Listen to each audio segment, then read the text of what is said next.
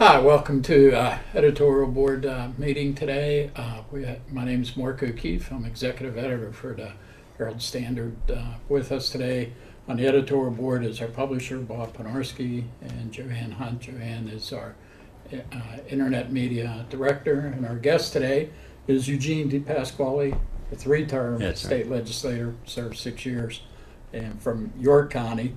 And he's running as the Democratic candidate for State Auditor General, running against Republican John Maher. Both of you are newcomers to the office. The incumbent, Jack Wagner, has served 2 terms and is forbidden from seeking another term in office. So we're going to give you 5 minutes to make an opening and a closing statement, and then we'll ask a series of questions in between. And we would say try and keep your answers to 3 minutes. Sure. We're looking at about an hour for this thing. Sure. So the floor is yours. Great, Mark. Thank you, and thank you to the Editorial Board for having me here today.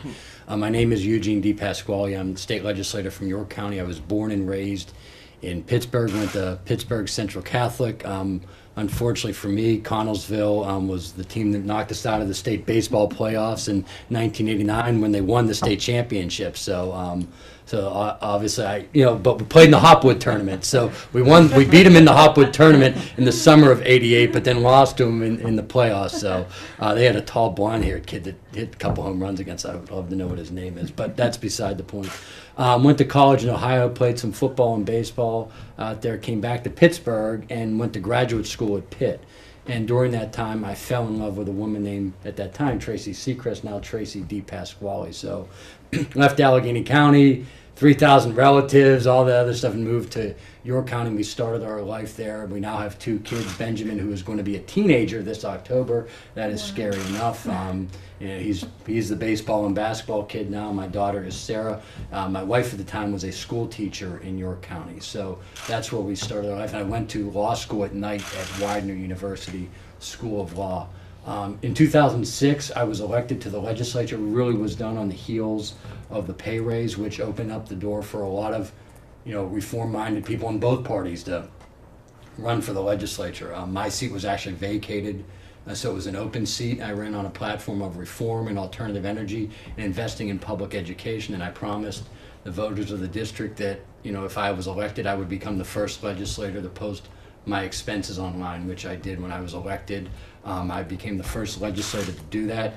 I have the lowest expenses of any legislator in the state. The York Daily Record has called me a pioneer for public accountability, and it's given me an A grade for my low expenses. I've bought my district office furniture at a yard sale. Now, do I believe that is going to fix the state budget? No, but I believe that we need to be spending money and investing money on the stuff that matters, our public schools, protecting our environment, our infrastructure. And granted, if it may only save a couple dollars, but I think especially in these economic times, every dime matters. I was the author of the Alternative Energy Investment Act, which helped put the windmills across the state and the solar panels that so many homeowners are using to lower their utility bills. And while it started out as, sometimes it happens this way, a partisan bill, but it also ended up being very bipartisan, of over 180 votes in the House. 48 of the 50 senators, 47 or 48, I forget the exact number, voted for it in the Senate. It took me 5 years, and which shows my tenacity. When I first talked about this, nobody, when I say nobody, I'm talking about in the legislature, gave it much thought, but the public was behind it. So after 5 years, Governor Corbett signed what was originally my proposal, legislation to ban text messaging while driving. Josh Shapiro tackled the handheld cell phone bill. I handled the texting while driving bill, but fought for that over and over and over again when no one gave it a chance. But I'm proud that is now law, even though it was someone else's name on the bill, but I'm proud that is now law. Helped rewrite the state's open records law in my first term when I was newly elected, and the law has been updated continually from when the state passed its original right to know law. But amazingly enough, and I was stunned when I found this out when I was running the first time, that the legislature was still excluded from the state's right to know law. Well, a lot of us ran on a platform of changing that. It was, again, Republican and Democratic alike, and so Governor Rendell eventually signed that, which put the presumption on the government to show something wasn't a public document, and included the legislature for the first time. And finally, I have, probably if you look through my track record, I've been very aggressive on legislation, but one of the pieces I've been pushing lately is removing that open records exemption for Pennsylvania state-related universities. Specifically, Pitt, Penn State, Temple, Lincoln University are exempted from the state's right to know law. And so my legislation, hopefully we're going to tackle that in the fall, would remove that exemption. Jack Wagner's term limited. I think he did a tremendous job as Auditor General. I knew his term was coming to an end, and so I decided in the spring of 2011 that I thought my reform credentials, my experience as an attorney, my experiences in the Department of Environmental Protection, and my budget experience in the legislature would provide me the right opportunity to be the tough, fair, and independent watchdog I believe Pennsylvanians deserve as their Auditor General. So that's why I decided to run, and here we are, close to eight weeks, something in that neighborhood before Election Day, and looking forward for the rest of the campaign and continuing the discussion not just with yourselves but voters all over the state. Okay, thank you very much.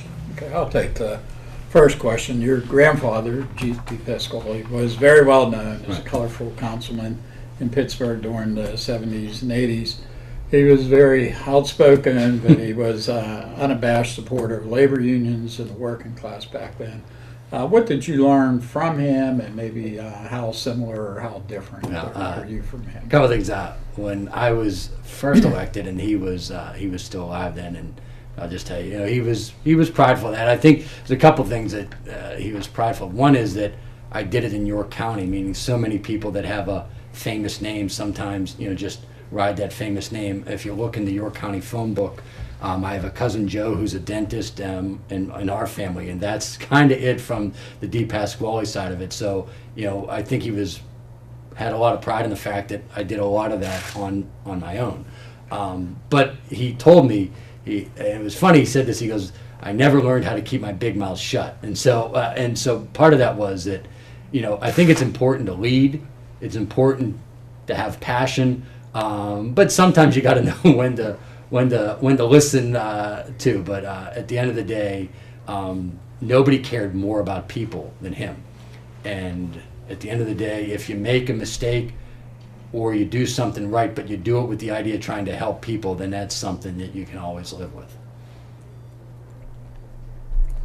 Okay. Your predecessor, Jack Wagner, was very vocal at times over recommending changes in the law when conducting audits.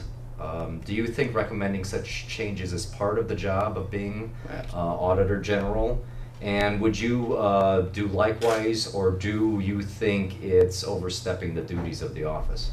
First of all, I think Jack Wagner did a great job as Auditor General, and I think specifically when you look at some of his audits, I want to particularly commend him on the work he did with FIA, the Pennsylvania Higher Education Assistance Agency. I am the beneficiary of FIA loans to help get through graduate school and law school. I wouldn't have been able to do it without FIA loans, and we're certainly, my wife and I are investing in 529 programs for our kids, but there's a very good chance that we're going to need those loans for our kids as well, and the idea that that monies at FIA were being used for anything other than helping to provide quality education for our young adults across Pennsylvania was political malfeasance, was a misuse of public money, and a misuse of the public trust. And so I commend him on that. Having said that, I don't think an audit or a performance audit or a financial audit, whatever you want, whatever the audit is that is happening in the state, does any good unless you not only outline what the audit found, but also outline recommendations that can be done to try to improve the situation going forward. And this is where I've said I want to be, President Clinton talked about this in his Democratic National Convention speech. I think he called it right on. Cooperation, not confrontation. I'm a Democrat, you have a Republican governor, a Republican administration. My goal would be that whatever we find is to be working with Governor Corbett and his team as partners to not only, if we find something wrong, but to work with his team, offer what we see as perspective so that we can stand in a bipartisan fashion outlining ways to make sure it doesn't happen again. But I believe it is important to offer recommendations. I've experienced as a legislator, when it comes to even audits of the public schools, I've experienced not only as a legislator, but as a parent. I've seen what early education can do for my two kids, the progress that they've made. My wife is a former public school teacher, so you use your life experience and your professional experience to offer those recommendations. But again, it's not with the idea of confrontation. It's the idea of trying to make government work better for the people it represents. Thank you. Jerry? Third question? Yes. One of Wagner's recommendations was more regulation of charter schools to make sure taxpayer money was being well spent and more effectively spent. Do you agree with Mr. Wagner on that issue, and do you think charter schools need less regulation? It's not to, I hear your question. I think it almost in a sense misses the point. Not to say that the question does, because I think the important issue is to know what's happening with the money. It's not whether it's more regulation or less regulation. Mm-hmm. I think it's important that all public money be held accountable. Mm-hmm. So it's not even about a more or less. I believe the Auditor General already has significant tools to do that, to make sure that the money is going where it's supposed to go, that is improving the performance of the classroom. I have been pro some charters, but there's some charters I think are failing. And so it's just similar to traditional public schools. The charter law was designed to provide for reform initiatives, so because not every child learns it the same way. The similar with the cyber charters, because not every kid is the same. I think sometimes we've made some mistakes, and sometimes the traditional publics in thinking that every kid can fit into this one box. Well, we now know that's a mistake. Every child is different, and having those different tools in the toolbox to try to deal with each child. Now, one of the things that we passed in the House, I think, would have been a great accountability measure, not so much just for the Auditor General, but for the state itself, would have given the state, and we passed it in a large bipartisan fashion in the House, that would have given the state the ability for failing public charter schools more of an ability to shut them down. So for the ones that are succeeding, we would continue to invest in them. The ones that are failing, the state would have had the ability to shut them down. I think that bill is unfortunately still sitting in the Senate. Hopefully we can tackle that in the fall. Broadly speaking, the biggest financial challenge right now on this issue is that the governor eliminated the charter school reimbursement. York City, that was a $5 million hit on their local school budget. And so and there's some people that are on both sides of whether the charters get too much or too little. One of the things that I am frustrated by that with is that it put urban school districts, many of them, in a very tough bind, because when Governor Ridge was the governor, again, it was a bipartisan, he was a Republican governor, but a bipartisan effort. There was an inherent promise in there that if kids were if there was a charter in your area, you were going to get reimbursed for that fund, so we didn't have significant extra burden on local property taxpayers. That promise has been taken away, and that's a major problem.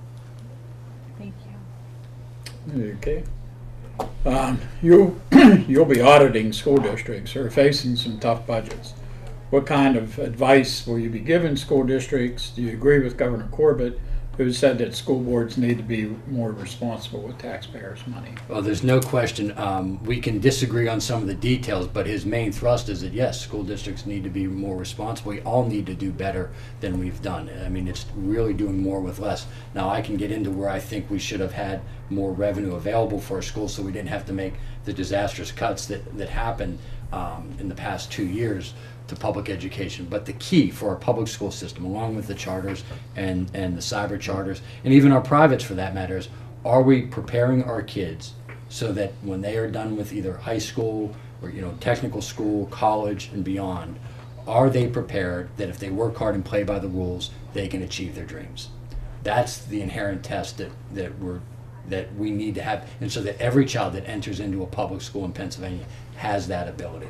Every child, not just my kids, not just the kids from wealthier school districts, but that every child that walks through the door of the public school system, and obviously we want that to happen in every school district in Pennsylvania, are they able, if they work hard and play by the rules when they're older, use the skills that they gathered in those schools. And so what I want to do through the performance audit specifically, because obviously we want to make sure the money's being spent appropriately. That's an absolute. But from there, we need to find out what school districts are doing well, which ones aren't. If there's an urban school district in one area that is doing a better job of improving the reading scores of kids, and the same demographic in another urban school district, or even a suburban or rural one, is falling behind, we need to find out what skills and techniques and educational programs are working to turn that around there, and hopefully use that as a case to provide that best practice information across the board. Because again, it's great that school district X is maybe meeting their numbers, but there are responsibility as Pennsylvanians that the other school district isn't meeting their numbers. So let's take that information that we're finding there and supply it to all districts across the state so that every kid has that chance. What about the, one of the things that Wagner has been outspoken also is the Turnpike Commission and the financial situation. I think it's like $7 million or $7 billion in debt now. And the debt keeps going forward. And as a state legislator, what are some of your thoughts about, the situation with the Turnpike Commission? Well, I think a lot of this stemmed from the borrowing that happened as a part of the, I think it was Act 40, and when the tolling was not allowed on Interstate 80. And that's a debate that can go back and forth. People will argue that back and forth. But when that didn't happen, there should have been immediate revision of Act 40, because a lot of that borrowing was really hinging on the revenue that was going to come from the tolling of Interstate 80. Once the federal government said that that was not going to be allowed, there should have been, and still needs to be, an immediate revision of that legislation, because the current path of the Turnpike Commission is not sustainable in the long haul. It's just not. And it also goes to that we need to have a comprehensive transportation package across the board in Pennsylvania that doesn't just impact the Turnpike, that would include public transportation and our roads and bridges as well. That is, something that needs to happen. But it is, the Auditor General Wagner is 100% correct that the path is unsustainable, and it is still because they're borrowing at the anticipation rate, at a clip, anticipating that the revenue was going to come in from the tolling of Interstate 80. Once the Fed said that it was not going to be allowed, that law should have been immediately revised. Yeah, we're kind of seeing that, the problem with the high tolls, because our Interstate 43. In the southern part of Pennsylvania, we're now, in a sense, paying for everybody. Yeah. And this is something that the whole southern part of the state, it is, from Philadelphia to Pittsburgh and everywhere in between. I mean, those tolls are going up on everyone in the southern tier of Pennsylvania. There has to be a fair way to do this, where everyone has a stake in the game, because anyone that's driving on the road needs to have should be paying. Yeah. It's going up, I think, 3% every year, and it's not. But the debt load is not sustainable without some revenue to make up for it. It's just not sustainable. Okay, you want to take the next question? You kind of touched on this a little bit earlier, but with you being a Democrat and Republicans controlling the governor's mansion and both the state and the state Senate and the House, do you feel you'll be able to investigate state government thoroughly? Any concerns at all that you won't get the cooperation necessary to be an effective watchdog? First of all, I'll give the quote from Ronald Reagan: "Is trust but verify." You go into with the idea that people are going to cooperate. If they don't, you have contingencies. But I'm going to go into this with the idea that we all want to make Pennsylvania work better for all its citizens. That's A. B. Yes, I'm a Democrat. The Republicans control every branch of state government right now, so I don't think there should be any concern about my willingness to be thorough in looking into state government. But I think this is the critical part. And that is, this is not about being partisan, even in this election year. I was the lead Democrat on legislation with Dave Reed, who is the Republican leader in the House, on eliminating the Delaware loophole and lowering the corporate net income tax rate. And the reason why I bring this up, and that is I think it was important to have everybody pay their fair share, but also dramatically lower our corporate net income tax rate so that we would have actually gotten additional revenue, but I think it would have been fair. But the point on that isn't about the merits of the bill, and that is that I have always been willing to work in bipartisan fashion. If you look at my Alternative Energy Investment Act, what happened with text messaging at the end, these are legislation that had bipartisan support, certainly by the time they were passed at the end. And I believe that that's how the Auditor General needs to approach it. And that is, you're working for nearly 13 million Pennsylvanians. Yes, as a Democrat, does that give me, I guess in some symbolic way, more independence from the Republicans that control Harrisburg, I think the answer is yes to that. But we don't know who's going to, if I'm elected Auditor General this fall, we don't know who's going to be the governor for the last 2 years of my term. And so the reality is that no matter who the governor is, you can't be the governor's buddy. You got to be tough, fair, and independent no matter who the governor is. That means sometimes you got to be a little tough, even if it ends up being a Democrat. The job of the Auditor General is to be the independent watchdog.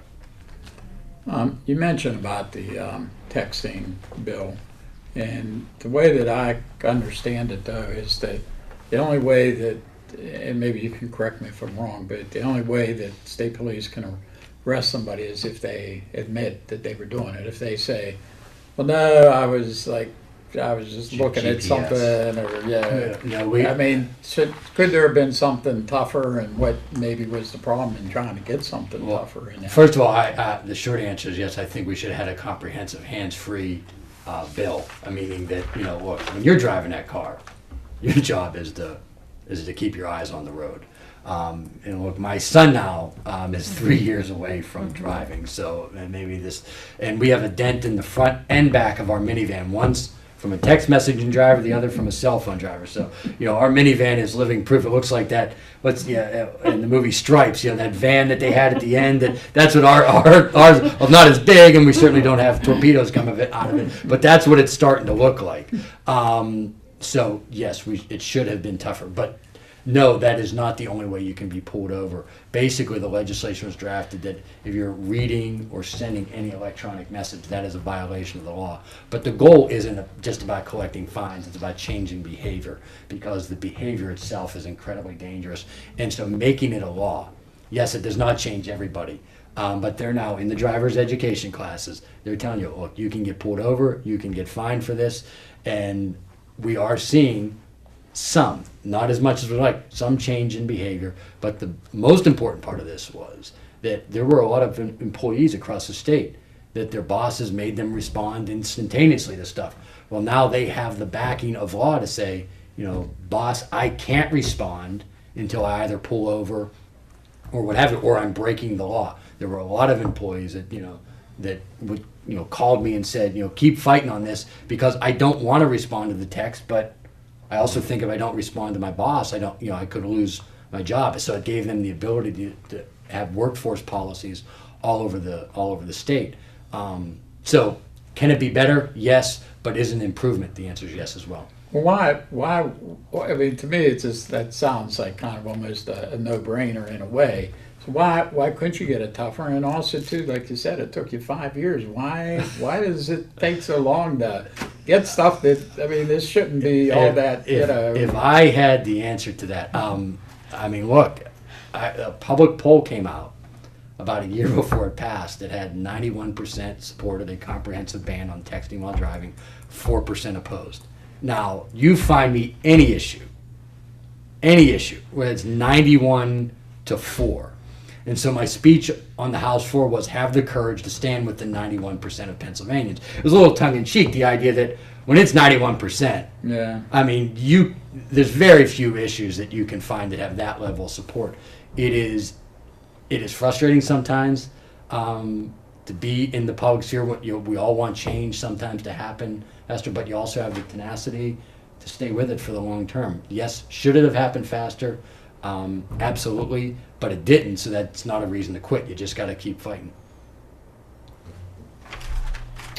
Okay, Joanne, you want to take question number 6 there?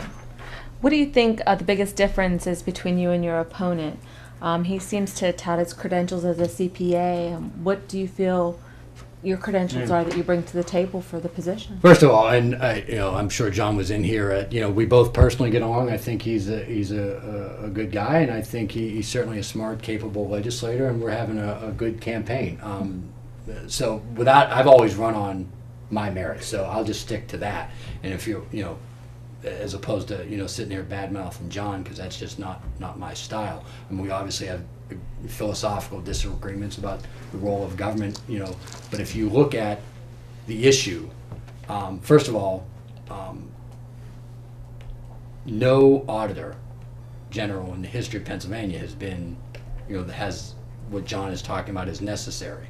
And so I think if you just look at it, I think a lot of them have done great work. Former Governor Casey He was the one that really took the office out of the backwoods and made it a voice for progressive change for Pennsylvania. You look at Barbara Hafer, who was a Republican at the time anyway, her aggressive attitude towards the WAMs that existed at the time. Auditor General Casey, what he found, now Senator Casey, what he found in our nursing homes in Pennsylvania. And then Auditor General Jack Wagner with what he did with FIA. Those are each of them that have done tremendous work, and a lot of them had different arrays of skills. The most important skill, I believe, in Auditor General, and look, I have a master's degree in public administration, I'm an attorney, I'm a legislator, so as far as understanding state government, I take a backseat to no one. But I believe, whether you are someone with a high school degree or a PhD from MIT, the most important skill you can have as the Auditor General is to be tough, fair, and independent, and to be tenacious and fair. And what I mean by that is, if you find a problem that no one else seems to care about, but you know it's wrong, you have to have the ability to stick with it over and over and over again until you find a way to fix that wrong. And if you look at just my life history, cut from the football team sophomore year in high school or freshman year in high school, end up being on the 1988 state championship football team, end up playing in college. And if you look at my size, it wasn't because of my size. Same thing happened with baseball, and to end up playing for the College of Worcester, which was one of the national powerhouses in all the country in Division III. You look at, I was initially denied admission into the College of Worcester out of high school. 4 years later, I ended up the award for the most outstanding senior in the school. My football teammates awarded me the most inspirational senior. If you even look at how I was first elected to the legislature, knocked on 10,000 doors. 10,000 doors, and if you start at the Lancaster border and drive west, I'm the only Democrat for 162 miles. So if you just want to question, and I'm not saying you're doing it, but what I view as the trait that you need in the Auditor General is someone that simply never quits. That's what I believe is the most important characteristic. I think John and I are both incredibly academically qualified, and I'd say this: John's qualified to do the job. I'm not, to me, there's no issue there. The issue that I want people to focus on when they say, what is something that you bring to it, is I never quit, never stop. And that's not to say that anybody else would. That's just, I run on what I believe are my strengths, and that is something that has been a hallmark of me from the time I was a little kid. What about the, John claiming about that he is a CPA, that he would be able to do the job better than you or whatever? I mean, is there something to being a CPA that that does kind of qualify him better? Or? I would say the answer is no, and here's why. If you look at the job of the Auditor General, it's to make state government run better. I mean, so it's about making sure the programs run better. I mean, the performance audits are not what you would call a traditional financial audit. I mean, my serving on the budget committee, even we've both agreed that one of the major issues for Pennsylvania is Marcellus Shale. Well, I don't think there's anyone in Pennsylvania more qualified than me to do a performance audit of all of our water protection programs to make sure that drilling isn't negatively impacting our drinking water. I mean, a lot of people want to have the energy, want to make sure we have the jobs from it. We use our domestic energy as opposed to relying on more foreign energy. But everyone also says we want to make sure that the water's protected. Well, I was deputy secretary at the Department of Environmental Protection. I know how that agency works. I know how the permitting program works. Those are all critical background skills in doing a performance audit of the water protection programs to make sure our water is protected. The same thing could apply to our public schools. I mean, having served on the budget committee and knowing what needs to happen to improve the academic performance of our children. I mean, so again, you go back to every Auditor General in Pennsylvania history did not have that degree. See, I mean, look, we both passed the test. He passed the CPA exam, I passed the bar exam. There's a lot of people that are lawyers. I'm only going to stick to my profession as a lawyer. There's a lot of people that are lawyers that you would not have take the biggest case you ever needed. Why? Because they maybe didn't have the work ethic, the drive, the integrity, whatever it was. I'm only sticking to the lawyer side of it. Just passing the test isn't enough to do the job.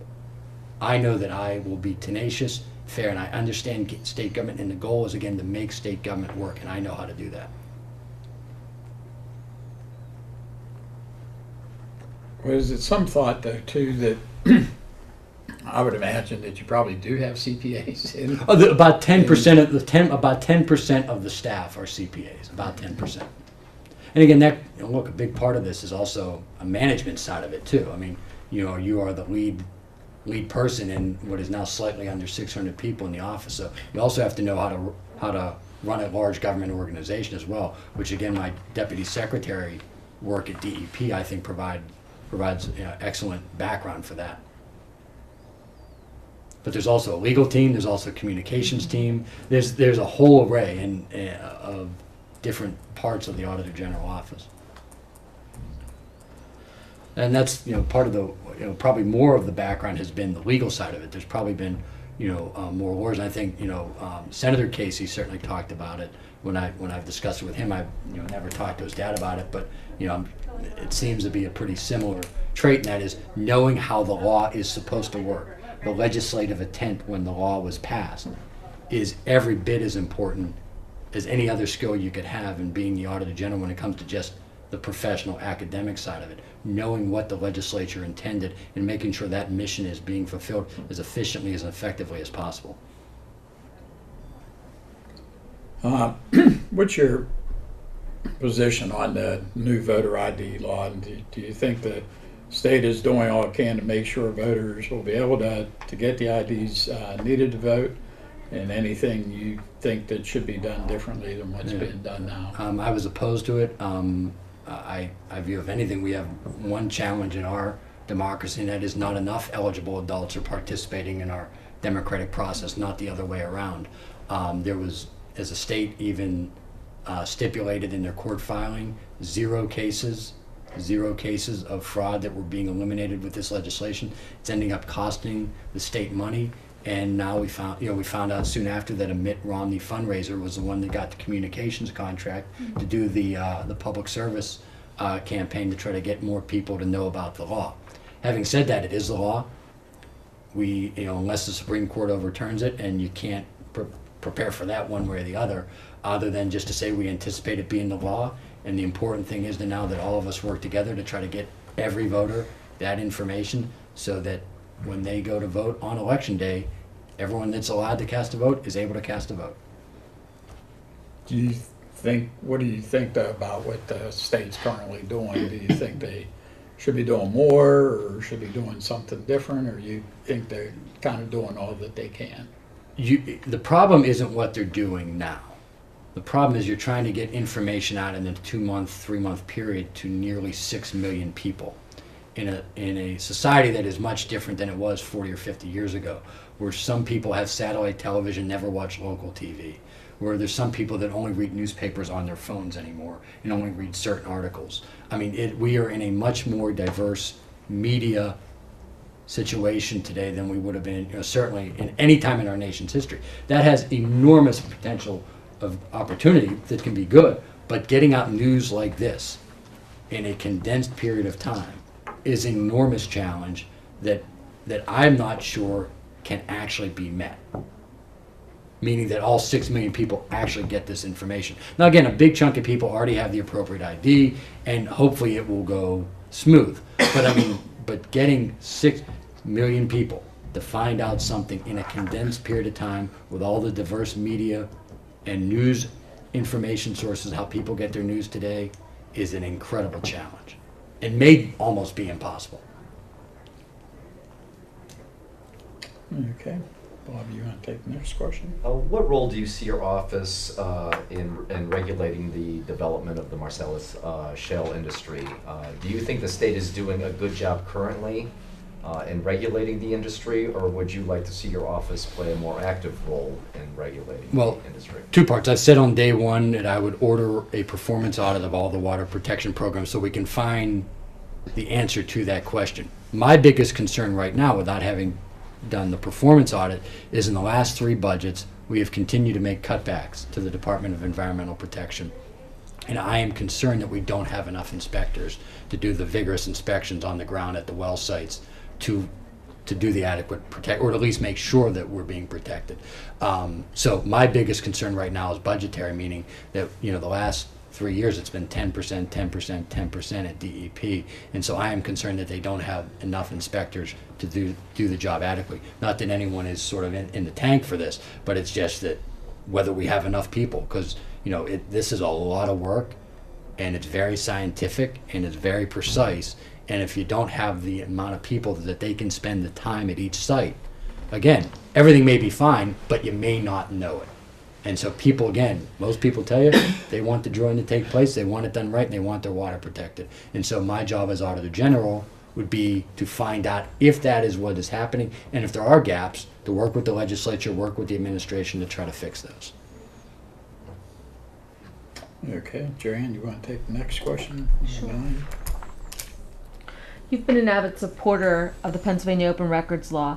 As Auditor General, is there anything you can do to make sure that government officials are held accountable? Well, you make sure the law is being complied with, that's first of all. And then you talk about cutbacks, we've had even cuts in the last 2 budgets to the Office of Open Records. So now we're having significant delays in people getting the records that they have access to, whether it be newspaper or members of the public or anywhere in between. And so you make sure the law is being fulfilled. That's A.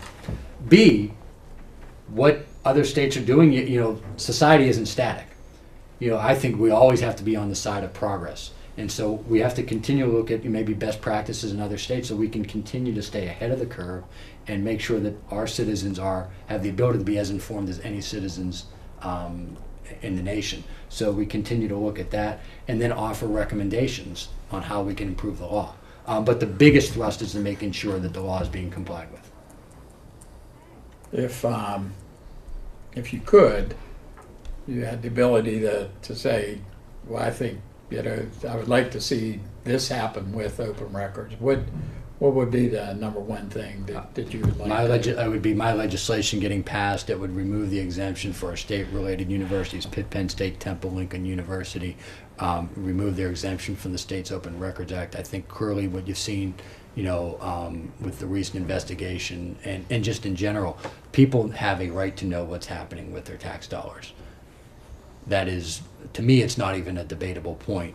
And, when you're having, universities getting combined close to, it's about $500 million. I don't know what neighborhood other legislators grew in, but in my neighborhood growing up, $500 million is significant.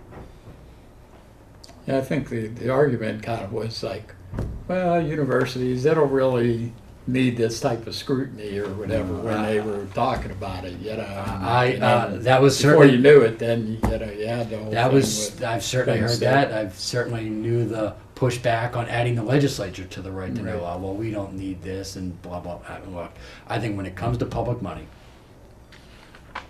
scrutiny is important. That to me, it's just an absolute no-brainer. Okay. This will be the last question. If you touted your support of the Alternative Energy Investment Act, which was signed into law by Governor Rendell, what was the benefit of this law to residents of Pennsylvania, and why did you support it so strongly? Job creation in the alternative energy sector, help consumers save money, and also improve our environment over the long haul. I think we need to do a better job of utilizing all of our resources, energy resources in Pennsylvania and the nation, so that we become less reliant on foreign energy. To be blunt, I don't want any more kids dying in the Middle East because of energy. I just don't want it. So I think we've got to become more reliant on ourselves for energy. I viewed it as a boost to the job sector in those industries, and also, and while I didn't get a grant for this, but we have geothermal in our home, and so our gas bill is, just from our gas stove and dryer now, is about $15 a month, but we now have central air and heat in the winter, all from energy from our ground through our geothermal system. I think doing that is a win for everybody. I think doing more of that across the board, whether it be solar, wind, cleaner coal, whatever it is, I think all of those are wins across the board. And the more we utilize our own selves for energy, again, the less reliant we are on others, it's good for our environment and it's good for our economy. What was the biggest part of that, the Investment Act? It was the rebates for the solar installation. Mm-hmm. And you're pretty happy with what's with it? It did. I mean, it was not meant to be a permanent thing, but it gave a boost to those industries. But most importantly, it helped. I mean, you drive across Pennsylvania, there's just more people that have those solar panels on their roofs today, which means they're saving money in the long term, using cleaner energy, using energy from the sun. If the sun goes away, we're all in trouble anyway. The last problem we're going to have, who's the next Auditor General if we lose the sun. So we're taking energy from the sun there, and we're converting it into clean energy for people. That to me is a win, and win for everybody, and I'm very proud that we were able to accomplish that in a bipartisan fashion. Okay, that'll finish up the question part. We'll give you 5 minutes to, Sure. if you want to talk about anything that we didn't have a chance, or you want to go over a question that we asked, or whatever. The floor is yours. I was the first legislator to put my expenses online, and if you just see from going on there, DePasquale or pahouse.com/DePasquale, it shows you how frugal I am and how committed I am to saving taxpayer dollars and eliminating wasteful spending and utilizing the state tax dollars we do have on investments that matter, whether it be improving our infrastructure, improving our schools, improving our environment. That is my background. There is no ifs, ands, or buts about that. I also have served as the Department of Environmental Protection Deputy Secretary, which gave me experience in running helping run a very large government agency, which is similar to what you would have to do as Auditor General. But I also led an expansive effort there, and that is the first assignment I had upon getting that post was to try to recruit a company called Gamesa into Pennsylvania, the world's second largest wind manufacturer. We competed against 37 other states. I put together a coalition not only just from the state, but also the chamber, private sector, public sector, alternative energy advocates, and working with local economic development agencies all over the state. And today, Gamesa's headquarters in the U.S. is in Pennsylvania. Their headquarters in Philadelphia. They have manufacturing in Bucks County and Cambria County, supplying good middle-class jobs to those people, the people that live in those areas. And at the same time, we went from being lagging behind as a leader in alternative energy to now Pennsylvania, as a result of that economic development deal, has the most wind energy east of the Mississippi. So that shows you how I know how to put together organizations, teams, coalitions to get the job done. Finally, people are rightfully frustrated with the state of our state government and the nation. People feel there's too much bickering. We're not focusing on getting the job done. And I just think if you look at my background and how I'm looking to approach the job, it's not saying it's going to fix everything overnight, but I hear those concerns. I've been all over the state. I've traveled. I put 65,000 miles on the car. That doesn't include the train travel. When I take the train into Philadelphia, and it doesn't include when other people give me a ride here or there, because that's the type of dogged determination I have on everything I decide to do. And that same approach would be if I'm Auditor General. One of the reasons why I put the expenses online, it wasn't just about the campaign promise, but I also believe symbolically that it's important that we should try to show that, people kind of think, it's not working, these guys aren't doing what they're supposed to be doing. That every time a legislator or an elected official, politician does the right thing, that it begins to hopefully change that perception. There's a lot of good people, Republicans, Democrats alike, and there's too much shouting right now in American politics. And I think the most important thing is to focus on the job you were elected to do and work on representing all the people that sent you to the job. And my background, I believe, represents that, and that is being frugal with taxpayer dollars, finding wasteful spending, also building bipartisan coalitions to make our state be a better place to live, work, and raise a family. And that's why I'm running for Auditor General. Okay, well, thank you very much. Appreciate you taking your time to come in and talk to us, and appreciate you watching out there. Thanks for watching. We'll see you later.